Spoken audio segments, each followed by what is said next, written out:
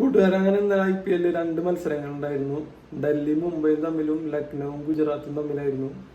ഡൽഹി മുംബൈയും തമ്മിലുള്ള കളിയിൽ ഡൽഹിക്ക് ടോസ് കിട്ടിയത്, പക്ഷെ അവർ ബോളിംഗ് തിരഞ്ഞെടുക്കായിരുന്നു. മുംബൈ 20 ഓവറിൽ 234 റൺ എടുത്തു. പക്ഷെ ഡൽഹിക്ക് 205 റൺ എടുക്കാനേ പറ്റുള്ളൂ. 29 റണ്ണിന്റെ ജയം മുംബൈക്ക് കിട്ടി. മുംബൈ 4 കളി കളിച്ചാൽ ആദ്യമായിട്ട് ജയിച്ചാണ് ഈ കളി. 3 കളിയും തോറ്റിരിക്കുകയായിരുന്നു. അതുകൊണ്ട് തന്നെ പോയിന്റ് ടേബിളിൽ മുംബൈ 8ാം സ്ഥാനത്താണ് ഇപ്പൊ നിൽക്കുന്നത്. 1 കളിയെ ജയിച്ചിട്ടുള്ള മുംബൈ. അതുപോലെ തന്നെ ഡൽഹി 5 കളി കളിച്ചാൽ 1 കളിയെ ജയിച്ചിട്ടുള്ളൂ, 4 കളിയും തോറ്റു.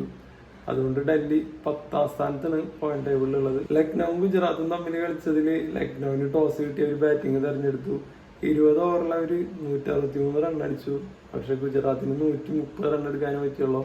33 റണ്ണിന്റെ വിജയമാണ് ലക്നൌവിന് ഉണ്ടായിരുന്നത്. ഇതോടുകൂടി പോയിന്റ് ടേബിളിൽ ലക്നൌ 3ാം സ്ഥാനത്തെത്തി. 4 കളി കളിച്ചാൽ അവർ 3 കളി ജയിച്ചു, 1 കളി തോറ്റിട്ടുള്ളൂ. അതുപോലെ നമ്മുടെ ഗുജറാത്ത് 7ാം സ്ഥാനത്തിന് ഇപ്പൊ കിടക്കുന്നത്. അവർ 5 കളി കളിച്ചാൽ 2 കളി ജയിച്ചിട്ടുള്ളൂ, 3 കളി തോറ്റു. കൂട്ടുകാരെ, ഇന്നത്തെ കളി CSK KKR തമ്മിലാണ്. തല വീണ്ടും ഇറങ്ങണം കളിക്കാൻ. അപ്പൊ കൂട്ടുകാരൊന്ന് പ്രെഡിക്റ്റ് ചെയ്തോ ആരാ ജയിക്കാന്നുള്ളത്. രാത്രി 7:30 കളി.